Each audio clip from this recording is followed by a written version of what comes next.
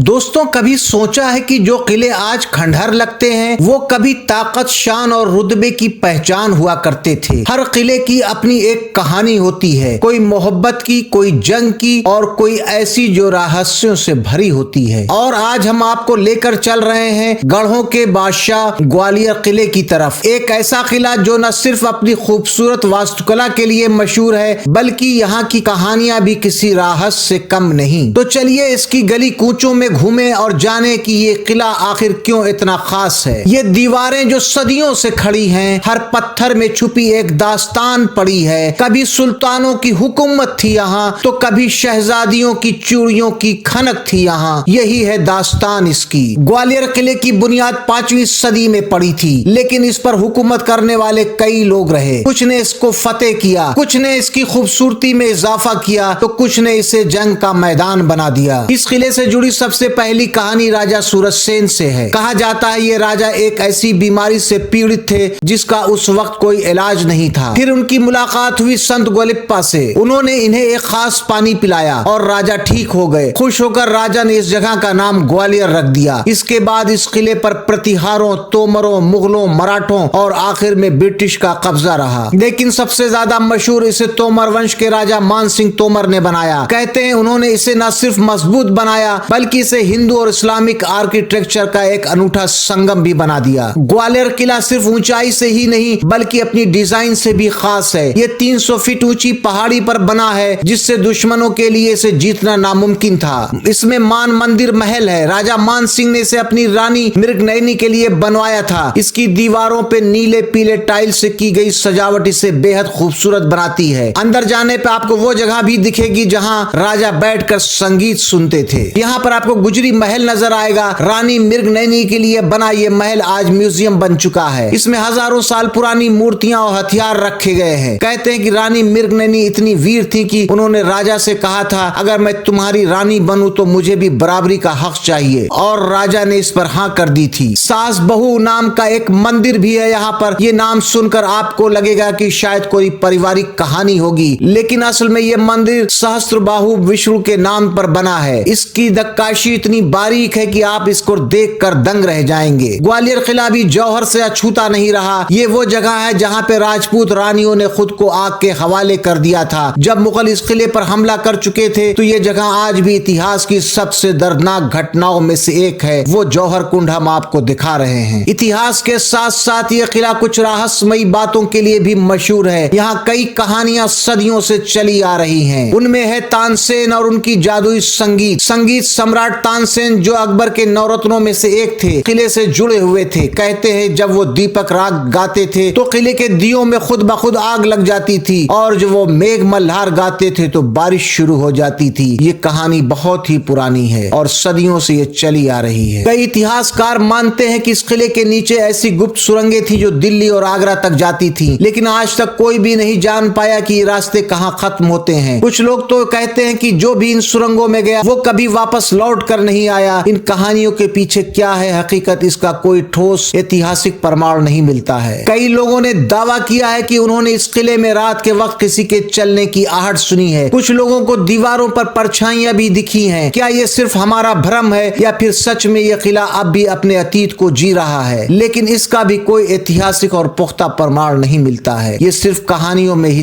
प्रचलित है। आज ये किला भारत के सबसे बेहतरीन किलों में से एक माना जाता है। यहाँ हर साल लाखों की तादाद में सैलानी आते हैं। रात में जब यहाँ पर लाइट एंड साउंड शो होता है तो ऐसा लगता है मानो इतिहास फिर से जिंदा हो उठा हो। तो दोस्तों, ये थी ग्वालियर किले की पूरी कहानी। एक ऐसा किला जो सिर्फ ईंट पत्थर से नहीं बल्कि कहानियों, शौर और जज्बे से बना है। अगर आपको इस वीडियो ने रोमांचित कर दिया है तो लाइक, कमेंट और सब्सक्राइब करना मत भूलिए, और बताइए आप किस ऐतिहासिक जगह की कहानी सुनना चाहते हैं अगली बार। फिर मिलते हैं एक नई दास्तान के साथ। तब तक के लिए जय हिंद, जय भारत।